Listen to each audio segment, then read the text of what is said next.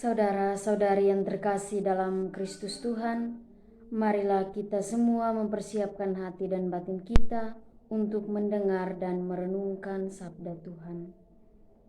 Marilah kita awali dengan doa pembuka. Dalam nama Bapa dan Putra dan Roh Kudus. Amin.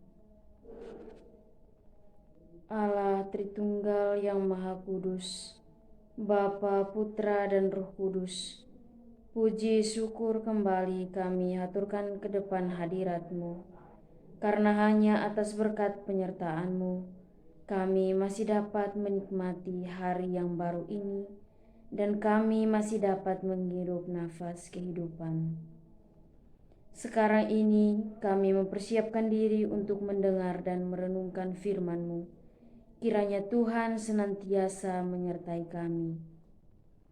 Demi Kristus Tuhan dan pengantara kami, yang hidup dan berkuasa, kini dan sepanjang masa. Amin. Semoga Tuhan beserta kita, sekarang dan selama-lamanya.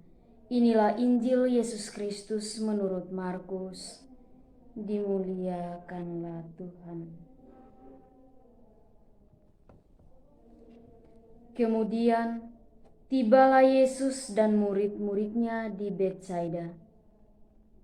Di situ orang membawa kepada Yesus seorang buta, dan mereka memohon kepadanya supaya ia menjamah dia.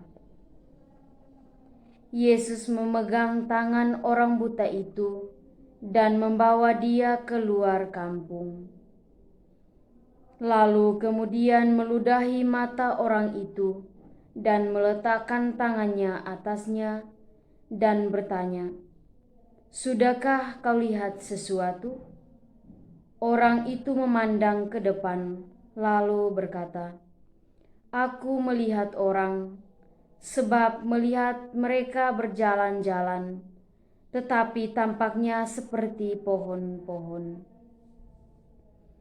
Yesus meletakkan lagi tangannya pada mata orang itu, maka orang itu sungguh-sungguh melihat dan telah sembuh, sehingga ia dapat melihat segala sesuatu dengan jelas.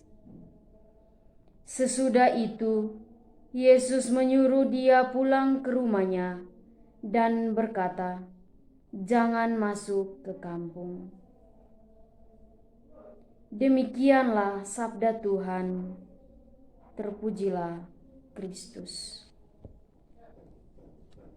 Saudara-saudari yang terkasih dalam Kristus Tuhan, satu keuntungan yang didapatkan orang buta dalam kisah penyembuhan hari ini adalah disentuh oleh Yesus.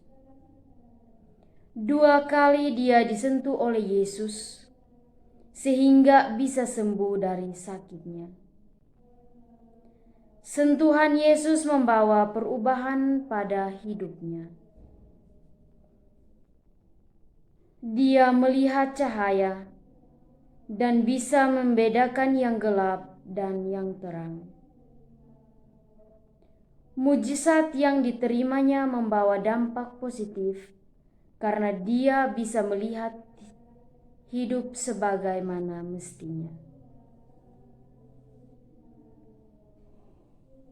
Saudara-saudari yang terkasih dalam Kristus Tuhan, tantangan yang harus kita taklukkan adalah bagaimana harus beriman dengan mengalami sentuhan-sentuhan Allah. Iman itu personal, maka kehadiran Allah juga terjadi dalam hati kita masing-masing. Allah yang menyapa dan menunjukkan jalan kebenaran bisa kita sadari ketika kita mengaktifkan cita rasa iman kepadanya. Maka mari kita matangkan iman yang sudah dimiliki dengan karunia Allah atas rasa rohani, sehingga semakin teranglah karya Allah yang senantiasa memperbaharui hidup kita masing-masing. Semoga setelah merenung dan mendengarkan firman Tuhan, mari kita akhiri dengan doa. Allah yang kekal dan kuasa, terima kasih untuk penyertaan-Mu hari ini. Kami telah menyelesaikan kegiatan kami ini.